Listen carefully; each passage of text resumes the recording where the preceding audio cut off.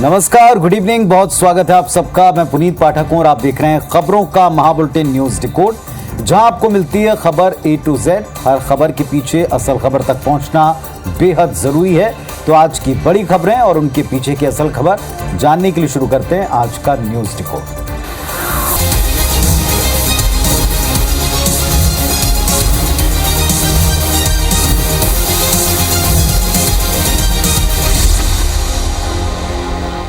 अब आते हैं छत्तीसगढ़ पर, जहां मुख्यमंत्री भूपेश बघेल ने वित्त मंत्री के तौर पर आज सदन में बजट पेश किया। कांग्रेस बजट को भरोसे का बजट बताकर प्रचारित कर रही है, तो बीजेपी से घोर निराशाजनक बता रही। देखिए रिपोर्ट।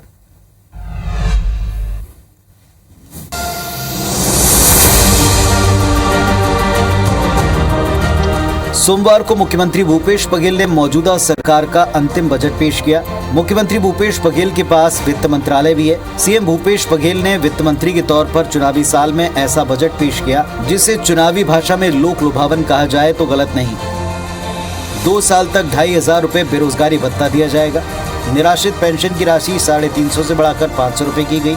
आंगनबाड़ी कार्यकर्ताओं का मानसिक मानदेय बढ़ाते हुए 6,500 से 10,000 कर दिया है। सहायिकाओं का मानदेय 3,500 से बढ़ाकर 5,000 कर दिया है। जो विभिन्न वर्ग के लोग थे, जिसमें पेंशन में हमने वृद्धि की, होमगार्ड के वेतन में हमने वृद्धि की, इसी प्रकार से जितने भी आंगनबाड़ी है, सहायिका है और मितानिन है, उसके में वृद्धि की। इसके साथ ही कई अन्य अहम घोषणाएं की गई। बजट को लेकर कांग्रेस और बीजेपी में अपने अपने पक्षों के हिसाब से प्रतिक्रियाएं देखने को मिली। मुख्यमंत्री भूपेश बघेल जी के जो बजट का पिटारा खुला, तो उम्मीद से कहीं ज्यादा इसमें चाहे किसान हो, मजदूर हो, छोटे कर्मचारी हो, व्यापारी हो, आम जनता हो, उनके हितों का ख्याल रखा है। घोर निराशाजनक बजट, दिशाहीन बजट और छत्तीसगढ़ के जनता के आकांक्षाओं और इच्छाओं के विपरीत ये बजट है। पक्ष और विपक्ष दोनों को इंतजार है आम जनता की प्रतिक्रियाओं का। तो भूपेश सरकार का इस कार्यकाल का ये आखिरी बजट है जो पेश हो चुका है। इस पे क्या खास है, इसके क्या हाइलाइट्स है, ये आप हम सुबह से देख रहे हैं। 1,12,000 करोड़ से ज्यादा का यह बजट है। सवाल उठता है कि बजट आखिर है किस प्रकार का, किन चीजों पर फोकस्ड है। डिकोड करें इसे सरल भाषा में। पहली बात, बजट आम लोगों के लिहाज से बहुत अच्छा है, क्योंकि ये ग्रामीण अर्थव्यवस्था पर टिका हुआ प्रदेश है, तो पूरा फोकस उस पर है। आम लोग आपके हमारे लिए राहत की बात है कि कोई नया टैक्स नहीं है। दूसरी बात, बजट में सभी वर्ग और खास तौर पर किसान, महिला, बेरोजगार, इनके लिए खास प्रावधान दिखते हैं जो सरकार के वायदों की लिस्ट में भी थे और उन्हें चुनावी तौर पर भी सशक्त बनाते हैं। तीसरी बात, बैकुंठपुर से लेकर नारायणपुर यानी प्रदेश के सभी क्षेत्रों का ध्यान इस बजट में दिखता है, यानी क्षेत्रीय संतुलन ढंग से साधा है। ग्रामीण और शहरी इलाकों में किसी तरह का भेदभाव हो, इस पर लोगों की अलग अलग राय है। लोग कहते हैं ग्रामीण अर्थव्यवस्था पर ज्यादा फोकस है। चौथी बात, शिक्षा के क्षेत्र में नए स्कूल खोलने का ऐलान हुआ और ये वो स्कूल हैं जो अंग्रेजी माध्यम के हैं, जो आसानी से लोगों को एडमिशन दे पाएं, ज्यादा से ज्यादा बच्चों को एकोमोडेट कर पाएं, ये लोगों की मांग थी, इसलिए ये घोषणा भी राहत दे रही। बुनियादी ढांचे के लिहाज से जो बार बार सरकार पर आरोप लगते हैं इंफ्रास्ट्रक्चर को लेकर, वहां भी अच्छा खासा बजट दिया गया है। लेकिन सवाल उठे हैं देर पर, चौथे साल पर। आंगनबाड़ी कार्यकर्ता, होमगार्ड्स, सबको जितना भत्ता या जितना वेतनमान को लेकर शिकायतें थी, जितने आंदोलन थे, उनके लिए भी बजट में एलोकेशन हुआ है। और एक अंतिम बात, पिछले 20 साल के अगर आप तमाम रिकॉर्ड्स को देखें तो इसमें सबसे बड़ा उछाल 2003-04 के बजट में आया। कांग्रेस की पहली सरकार के आखिरी बजट में 9,270 करोड़ की व्यवस्था थी। ये पिछले बजट से 35% अधिक राशि थी।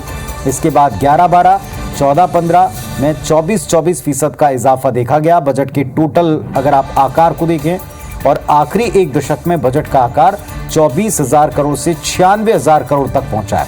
अब बजट 1 लाख करोड़ से पार जा चुका है। अनुमान है कि 2024 अगले वर्ष जो भी सरकार होगी 1.5 लाख करोड़ तक इसको लेकर जा सकती है। हालांकि ये बड़ा स्वाभाविक है कि हम घर में भी देखते हैं कि जब हर साल हम अपना बजट बनाते हैं, हर महीने का बजट बनाते हैं, तो साल के बढ़ने के साथ साथ खर्चे बढ़ते हैं, तो फिर बजट का आकार आपको बढ़ाना पड़ता है। लेकिन प्रदेश तरक्की की राह पर तभी जा सकता है जैसे घर आमदनी को भी आपको बढ़ाना होगा और व्यय में आपको मितव्ययता के साथ में एक सामंजस्य बनाना होगा।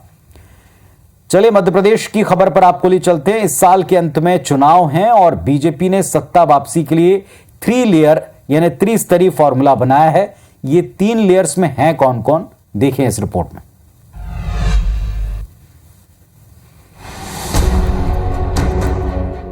शिवराज सिंह चौहान फिर से सत्ता पर काबिज होना चाहते हैं और इसके लिए वो बेहद गंभीर नजर आ रहे हैं। बीजेपी ने अब त्रिस्तरीय फॉर्मूले पर काम करना शुरू कर दिया है। इसमें दलित वर्ग, लाडली बहना यानी महिला वर्ग और किसान समुदाय पर पूरा फोकस होगा। विधायकों को अपने अपने क्षेत्र में सरकार की योजनाओं का प्रचार प्रसार करने और जन चौपाल लगाने के निर्देश दिए गए हैं। कोई भी योजना हमारे शासन की बनती है तो उसका कोई केवल वोट बैंक को लेकर, उसका लाभ उठाने को लेकर हमारी मंशा हो, ऐसा बिल्कुल नहीं है। हम लोग सामाजिक जागरूकता के लिए, सामाजिक उत्थान के लिए, जागरण के लिए काम करने वाले कार्यकर्ता हैं। वहीं दूसरी तरफ कांग्रेस है जो एड़ी चोटी का जोर लगा रही है। कांग्रेस बीजेपी के त्रिस्तरीय फॉर्मूले पर तंज भी कस रही है। ये किसी भी फॉर्मूले पर फोकस लगाने, इनका नाश सन्निकट है। इधर बीजेपी अपने फॉर्मूले को लेकर पूरी तरह आश्वस्त है। देखना होगा कांग्रेस पार्टी बीजेपी के त्रिस्तरीय फॉर्मूले का क्या तोड़ निकालती है। तो नाम भले आप अलग अलग देते हैं, लेकिन है वही कि आप किन वर्गों को साध कर सरकार वापस बनाएंगे। सवाल उठता है आखिर बीजेपी का त्रिस्तरीय फॉर्मूला दमदार कितना है, उनकी प्लानिंग, उसका स्ट्रक्चर कैसा है। डिकोड करते हैं इसे। मध्य प्रदेश में दलित वर्ग, महिला वर्ग और किसान समुदाय बड़ी संख्या में, बहुसंख्या में, ये कहें तो गलत नहीं होगा कि ये तीनों समुदाय सरकार बनाने में सबसे इंपॉर्टेंट भूमिका निभाते हैं। विधायकों को सरकारी योजनाओं के प्रचार प्रसार का जिम्मा इन्हीं 3 वर्गों के लिए क्या योजनाएं हैं और कितना पहुंचा है उन तक पहुंचाना है। अभी चुनाव में ठीक ठीक वक्त है, बहुत ज्यादा भी नहीं और बहुत कम भी नहीं। अगर विधायक अपने क्षेत्रों में जाकर अभी से सक्रिय होकर इन तीनों वर्गों को समझा पाए कि सरकार ने उनके लिए क्या किया तो बड़ा लाभ मिल सकता है। इसके अलावा बीजेपी विधायकों को जन चौपाल लगाने के लिए कहा है। इसका फायदा ये कि विधायक अपने क्षेत्रों में जब जनता से सीधा संपर्क करेंगे तो शिकायतें दूर होंगी और आप अपनी बात उनको कह पाएंगे। कुल मिलाकर बीजेपी अपने विधायकों को ग्राउंड पर भेजकर उनसे जमकर मेहनत करने के लिए कह रही है। अब देखना यह है कि बीजेपी को त्रिस्तरीय फॉर्मूले का लाभ जमीन पर देने के लिए उनके विधायक जमीन पर वाकई उतना एक्टिव हो पाते हैं कि नहीं, क्योंकि विकास यात्रा का हाल हम सब ने देखा है। विकास यात्रा में कई जनप्रतिनिधियों को, मंत्रियों तक को आम जनता की शिकायतों का गुबार गुस्सा झेलना पड़ा है। अब देखते हैं कि अब की बार ये जो त्रिस्तरीय फॉर्मूले के तहत 3 वर्गों पास जाएंगे तब क्या हश्र होता है। इधर चुनाव से पहले छत्तीसगढ़ में सीनियर मिनिस्टर टीएस सिंहदेव के भाजपा में शामिल होने की खबरें, अटकलें चल पड़ी थी, जिनको उन्होंने खुद सिरे से फिर खारिज किया है। मध्य प्रदेश के मंत्री हैं महेंद्र सिंह। बीजेपी में शामिल होने का खुलेआम उन्होंने न्योता दिया था, जिस पर सिंहदेव की प्रतिक्रिया आ गई। उन्होंने उत्तर दिया कि मेरा व्यक्तिगत विचार भाजपा से मेल नहीं खाता, मैं कांग्रेस छोड़कर कहीं जाऊंगा नहीं। हम लोग महाराजा थे, कांग्रेस के दौर में ही राजपाट चला गया, मैंने, परिवार ने कांग्रेस के लिए बहुत कुछ किया, ये सब सिंहदेव ने कहा। कांग्रेस ने हमारी बहुत पूछ परख की, कुछ समय से कांग्रेस का सर पर जैसा हाथ होना चाहिए वैसा नहीं रहा। ये छोटी सी शिकायत या टीस उनकी फिर उभरी है।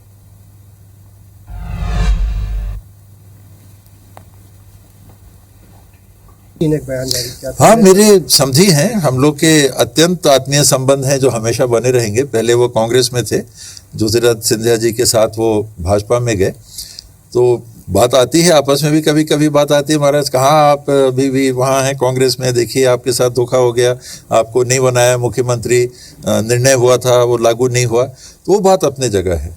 लेकिन मेरा विचार व्यक्तिगत भाजपा के साथ मेल नहीं खाता। वैचारिक कोई दुश्मनी नहीं है। हम लोगों का परिवार 90 साल से, करीब करीब 90 साल हो गए होंगे, 9 दशक हो गए होंगे कि कांग्रेस के साथ हर ऊंच नीच की स्थिति में बना रहा। राजपाट गया, मैं बार बार कहता हूं कि कांग्रेस नहीं लिया। मैंने और परिवार ने हमेशा ये देखा कि कांग्रेस का जो माध्यम है काम करने का लोगों के बीच में, ये हम लोग को स्वीकार्य रहा। कांग्रेस भी हमारी देखभाल करती थी। अभी कुछ दिनों से जरूर ऐसा लगता है कि जितना सर पे हाथ या कंधे पे हाथ होना चाहिए वो महसूस नहीं हो रहा, पर वो अपने जगह की बात है। बावजूद इसके मेरा व्यक्तिगत जो विचार है वो भाजपा में सम्मिलित होने का कभी नहीं हो सकता। व्यक्तिगत घर के लोग क्या करेंगे मैं नहीं जानता, वो मेरे समधी हैं, तो मेरे बच्चे के फादर इन लॉ हैं, उनकी बेटी भी आई है, वो क्या करते हैं, मेरे भाई क्या करते हैं, बाकी लोग क्या करते हैं, ये मैं नहीं कह सकता। लेकिन अब आप इसे क्या कहेंगे, सब कुछ कह भी दिया और ये भी कहा कि बीजेपी से उनके विचार मेल नहीं खाते। टीएस सिंहदेव ने एक बार फिर से ऐसा बयान दिया जो उनकी नाराजगी को, उनकी टीस को, उनकी इच्छा को और साथ ही साथ उनके स्वाभिमान से जुड़े कुछ फैक्ट्स को सामने रखता है। सिंहदेव लगातार इस तरह के बयान पिछले कुछ दिनों से दे रहे हैं। ये महज क्या इत्तेफाक है या इसके पीछे रणनीति है, इसको थोड़ा सा डिकोड करते हैं। सिंहदेव पार्टी के शीर्षस्थ नेतृत्व से नाराज नजर आए हैं और वो खुलकर ना सही, लेकिन इसके नाम लेकर के ना सही, लेकिन अपनी नाखुशी का इजहार वो अब खुलकर इस अंदाज में करने लगे जैसा आपने सुना। वो ये राय कि सिंहदेव की पार्टी के भीतर छवि खराब हो रही है, कमजोर पड़ रही है। सिंहदेव ऐसे बयान देते हुए पार्टी के साथ आगे कैसे चल पाएंगे, ये सवाल उठने लगे। वैसे कांग्रेस में नाराज नेता केवल सिंहदेव नहीं है, इसकी तो एक परंपरा है, बल्कि एक हम कांग्रेस के भीतर विंग ऐसा कह सकते हैं जो नाराज रहता है। दिल्ली में नाराज नेताओं का एक गुट तक बना। कांग्रेस की रीति नीति पर वो सवाल उठाते रहते हैं। यहाँ मामला थोड़ा सा अलग है। सिंहदेव पद से जुड़े मामले पर नाराज हैं। उनका तथाकथित फॉर्मूले से जुड़ा एक सवाल रहा जिसकी पुष्टि आलाकमान की तरफ से कभी नहीं हुई, लेकिन वो अक्सर पब्लिक डोमेन में गाहे बगाहे ये बार बार याद दिलाते हैं कि दिल्ली में पद को लेकर बात हुई।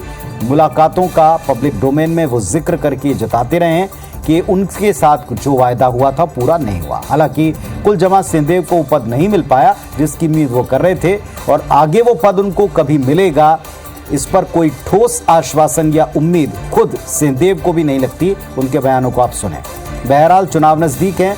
सिंहदेव के बयान को कांग्रेस के नेता कब तक नजरअंदाज करते हैं ये फिलहाल कह पाना मुश्किल है, लेकिन इतना तय है कि सिंहदेव की नाराजगी का अंदाजा आलाकमान को हो जाए, इसका वे भरसक प्रयास करते हैं मर्यादाओं में रहते हुए। कुछ खबरें ऐसी आपने आज सुनी जिनको लेकर विवाद भी खड़ा हुआ और सवाल भी। रतलाम से खबर जहां बॉडी बिल्डिंग की एक स्पर्धा हुई, लेकिन इसके तुरंत बाद जब तस्वीरें वायरल हुई तो संचालक मुश्किल में पड़ गए। क्यों पड़े, देखें आप।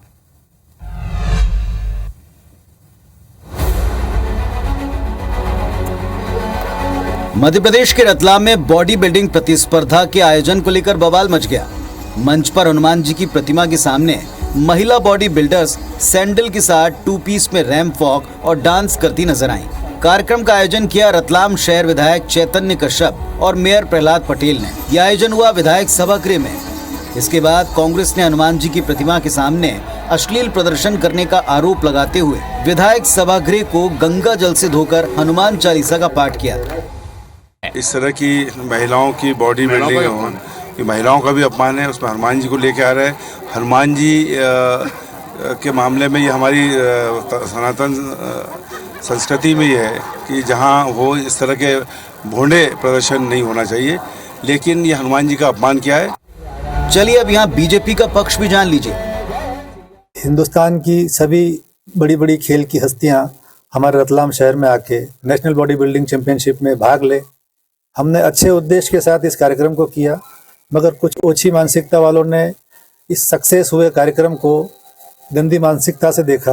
देखिए, नेतृत्व के संज्ञान में पूरा विषय है। मुझे लगता है कि नेतृत्व जो एक्शन लेना होगा या बात करना होगी वो अपने स्तर पर करेंगे। इस स्पर्धा में महाराष्ट्र, हरियाणा और कर्नाटक की बॉडी बिल्डर समेत करीब 350 पार्टिसिपेंट शामिल हुए, लेकिन अब इस आयोजन को धर्म से जोड़कर चुनावी लाभ लेने की मंशा साफ नजर आने लगी है।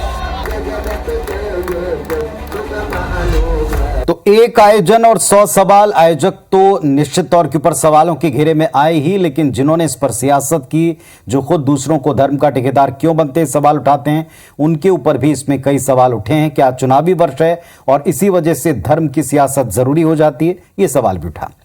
अगली खबर पर लिए चलते हैं। खबर दिल्ली से, जहां पूर्व डिप्टी सीएम मनीष सिसोदिया को 20 मार्च तक न्यायिक हिरासत में भेजा गया। सिसोदिया पर नई शराब नीति के माध्यम से माफियाओं को फायदा पहुंचाने का गंभीर आरोप है।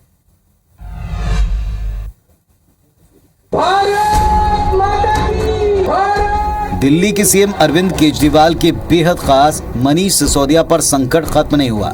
दिल्ली शराब नीति केस में गिरफ्तार मनीष सिसोदिया को दिल्ली की राउज एवेन्यू कोर्ट ने 20 मार्च तक न्यायिक हिरासत में जेल भेज दिया। सिसोदिया को तिहाड़ जेल में रखा जाएगा। सीबीआई के वकील ने कहा कि सिसोदिया की और आगे रिमांड नहीं मांगी जा रही, लेकिन अगले 15 दिनों में दोबारा कस्टडी मांगी जा सकती है। कोर्ट ने जेल सुपरिटेंडेंट से कहा कि सिसोदिया को जेल में अपने पास डायरी, पेन, भगवत गीता और चश्मा रखने दी जाए। साथ ही सिसोदिया की MLC में लिखी गई दवाएं लेने की अनुमति भी दी गई। इसके पहले 4 मार्च को कोर्ट ने सिसोदिया की सीबीआई रिमांड 2 दिन 6 मार्च तक के लिए बढ़ा दी थी, जो आज सोमवार को खत्म हो गई। वहीं सिसोदिया की जमानत याचिका पर कोर्ट 10 मार्च को दोपहर 2 बजे फैसला सुनाएगा।